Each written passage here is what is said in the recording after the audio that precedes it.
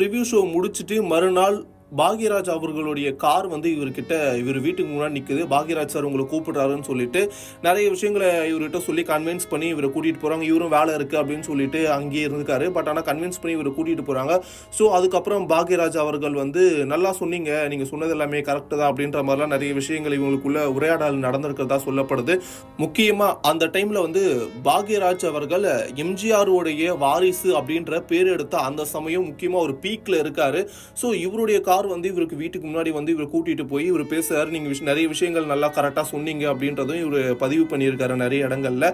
So இது நீங்க சினிமாவுக்கே வாங்க, அந்த வேலைகளை விட்டுட்டு சினிமாவுக்கே வாங்கன்னு சொல்லி அதாவது பாக்யராஜ் அவர்கள் வி சேகர் அவர்கள் கிட்ட வந்து சொல்லியிருக்காரு. வி சேகர் அவர்கள் என்ன பண்றாங்க, ஸோ இல்லை என்னால் முடியாது, அந்த வாய்ப்பை வந்து மறுக்கிறாங்க. தன்னுடைய 35 வயசுல எப்படி நான் வர்றது, எனக்கு வந்து குழந்தைங்க இருக்காங்க, பொண்ணுங்க இருக்காங்க அப்படின்னு சொல்லிட்டு நிறைய அந்த வாய்ப்புகளை மறுக்கிறார். அதுக்கப்புறம் பாக்யராஜ் அவர்கள் நீ சினிமாவில் பெரிய ஆளா வருவா அப்படின்னு சொல்லி சொன்னதாகவும் அதுக்கப்புறம் இவருக்கு சினிமாவுக்கு வந்ததாகவும் இவர் பதிவு பண்ணியிருக்காரு.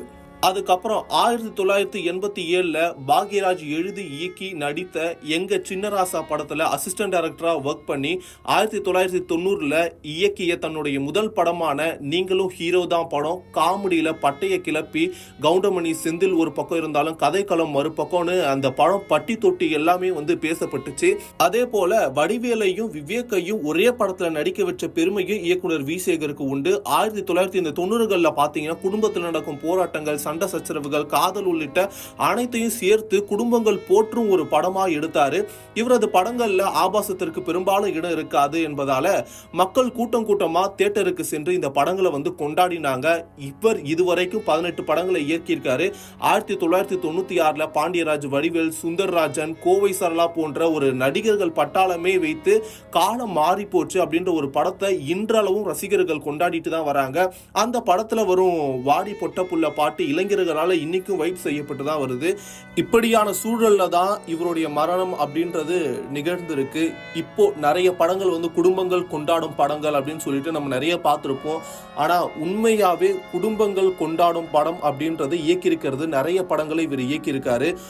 இவருடைய மரணம் அப்படின்றது மக்கள் மத்தியிலையும் இவருடைய ரசிகர்கள் மத்தியிலையும் திரைப்பிரபலங்கள் திரையுலகத்திலையும் வந்து ஒரு பெரிய அதிர்ச்சியை ஏற்படுத்தியிருக்கு. தொடர்ந்து நிறைய பேர் அவர் கூட பணியாற்றிய நடிகர்கள், இயக்குனர்கள், கலை இயக்குனர்கள், அவர் கூட இருந்த அந்த டீம் க்ரூ எல்லாருமே வந்து இவருக்காக அஞ்சலி செலுத்திட்டே வராங்க.